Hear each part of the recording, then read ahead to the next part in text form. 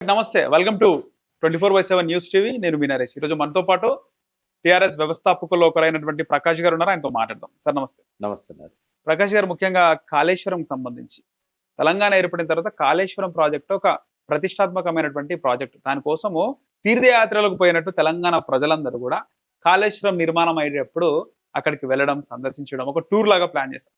అలాంటి ప్రాజెక్టు కాంగ్రెస్ ప్రభుత్వం వచ్చిన తర్వాత బేకారు ప్రాజెక్ట్ అని, ఆ ప్రాజెక్టులో అవకతవకలు, అక్రమాలు, ధనార్జన జరిగిందని చెప్పి మాట్లాడుతున్నారు.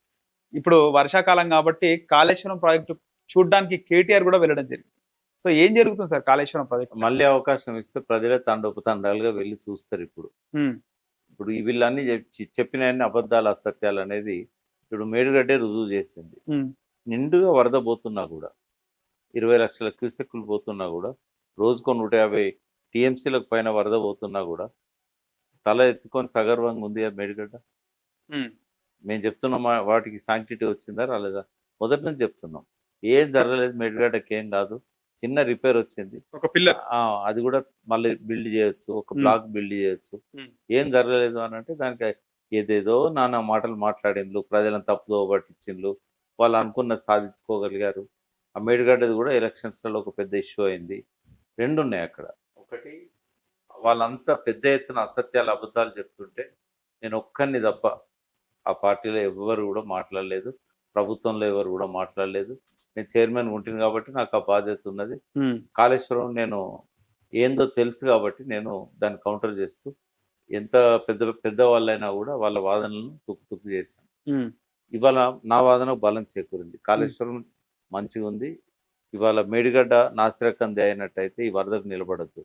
ఈ వరదే కాదు, గత 2 సంవత్సరాల క్రితం 2022లో జూలై 15 నాడు 2,28,75,000 క్యూసెక్కులు, అంటే 250 టీఎంసీల వరద మేడిగడ్డ పైనుంచి పోయింది. అయినా చెక్కు చెదరలేదు. నాణ్యత లోపం లేదు, అక్కడ ఎటువంటి అవినీతి ఆస్కారం లేదు.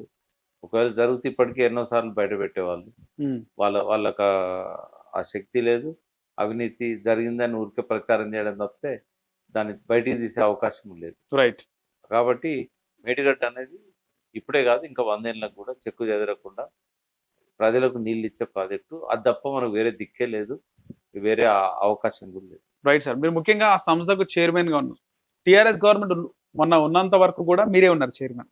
సో ఎట్లా ఉంటాయి ఒక్కసారిగా ప్రభుత్వం మారిన తర్వాత దానిపైన అవాస్తవాలు, దానిపైన ప్రత్యేక కథనాలు, అవినీతి జరిగిందని, క్రాక్ వచ్చిన పిల్లర్ని చూపించడం, ఇవన్నీ జరిగినప్పుడు మీరు ఎట్లా ఫీల్ అయినారు సార్? ఎట్లా తీసుకున్నారు అది? అంటే వాస్తవం ఏంటంటే ప్రభుత్వంలో అప్పుడు ముఖ్యమంత్రి నీటిపారుదల శాఖ మంత్రి, ఆయన చేయాల్సిన పని చేయలేదు. ఆయన చేయాల్సిన పని చేస్తే ఈ ప్రభుత్వం పోకపోవు, ఈ ప్రజల లోపల ఈ అసత్యాలు ప్రచారం కాకపోవు.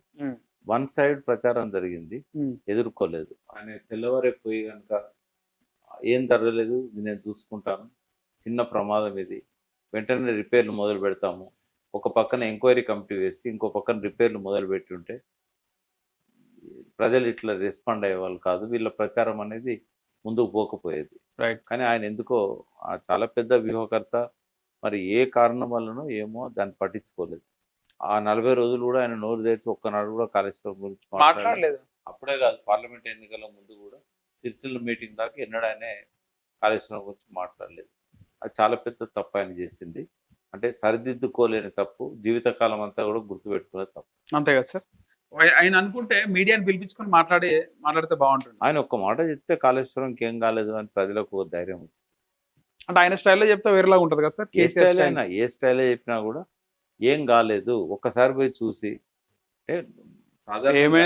సాధారణంగా ఏమి ఎక్స్పెక్ట్ చేస్తాం? ఒక భారీ నీటిపారుదల శాఖ మంత్రి ఒక పెద్ద ప్రాజెక్టుకు ప్రమాదం జరిగిందంటే ఇంట్లో కూర్చుంటాడా? పోతాడా? పోతాడు ఖచ్చితంగా. పోయిండా? మరి ఆయన పోయింటి పరిస్థితి లేదా? అంతర్మదనం చేసుకోవాలి. కేసీఆర్ సీతయ్యలాగా ఎవరు మాట వినడా సార్? అంతే. మాట వినాల్సిన అవసరం లేదు, ఆయన ఆలోచించేయాలి. నేను ఏమంటున్నా అంటే, ఇప్పుడు ఒక శిఖరాగ్రం, ఎవరెస్ట్ శిఖరం అంతా మహోన్నతంగా ఆయనను మనం అనుకుంటాం. తెలంగాణ రాజకీయాలలో ఎవరైనా ఆయన తర్వాతనే. తెలంగాణ రాజకీయాలు ఇవాళ ఆయన ప్రతిపక్షంలో ఉండొచ్చు, రేవంత్ రెడ్డి ముఖ్యమంత్రి ఉండొచ్చు. ఏ విషయంలో అయినా రేవంత్ రెడ్డి ఆయనతో సమతూగుతాడా? అంటే ఇంకా 10 ఏళ్ళు ముఖ్యమంత్రి ఉన్నా కూడా ఆ స్థాయికి రాలేడు ఆయన. ఉమ్, అటువంటి ఒక గొప్ప వ్యక్తి చిన్న తప్పు చేస్తే ఫలితం ఇంత పెద్దగా ఉంటుంది. ఆ చిన్న పొరపాటు అది ఆయన చేసింది, కాళేశ్వరం పోకపోవడం. ఉమ్, అంటే ఇంత మేధావి అక్కర్లేదు. ఎవడు ఇరిగేషన్ మినిస్టర్ ఉన్న పోయి చూస్తాడు.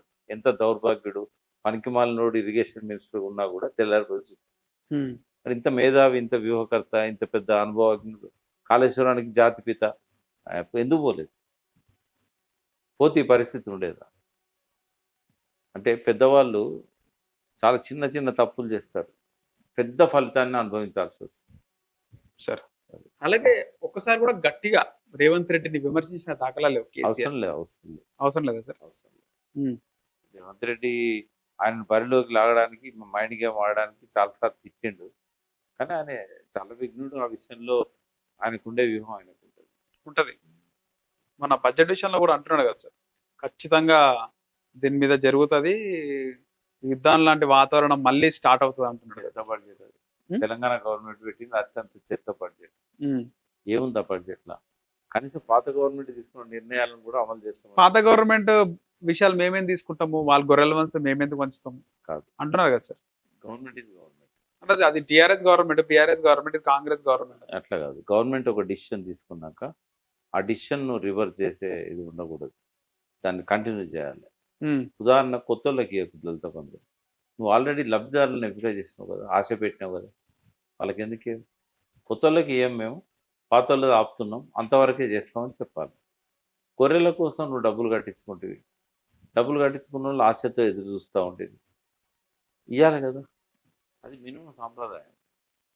అది పాలనా అనుభవం లేకపోవడం కావచ్చు, లేకుంటే మనసు నిండా కేసీఆర్ పట్ల కసి పెంచుకోవడం కావచ్చు. అది ఆయనకు శోభనీయదు, ఆయన పద్ధతులు బాగాలేదు. సార్ అలాగే ఇది నిజమేనా సార్?